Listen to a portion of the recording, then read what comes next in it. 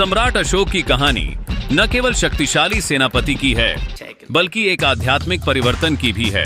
इतिहास में उनका स्थान उन विपरीतताओं से भरा हुआ है जो उनकी यात्रा को अद्वितीय बनाते हैं। एक समय वह अपनी सेना के साथ विश्व पर विजय पाने के लिए लड़ाई कर रहे थे, लेकिन यह एक ऐसा मोड़ था जिसने उनके जीवन को पूरी तरह से बदल दिया।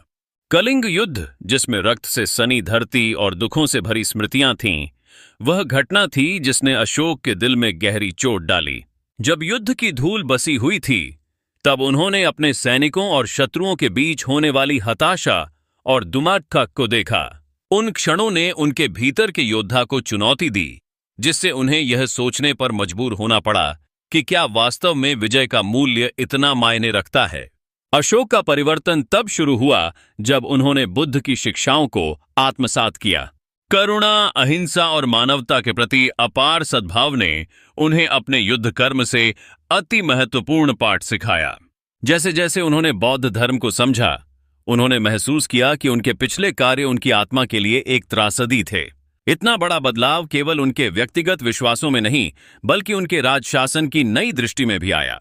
उन्होंने अपने साम्राज्य में शांति और ज्ञान फैलाने का प्रयास किया।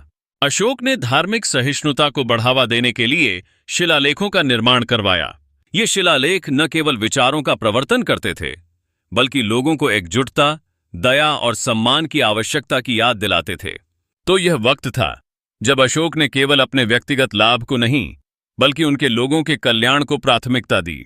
सम्राट अशोक का यह अद्भुत परिवर्तन उन युगों को जागरूक करता है जब एक व्यक्ति का मार्गदर्शन भी समाज को मजबूत बना सकता है।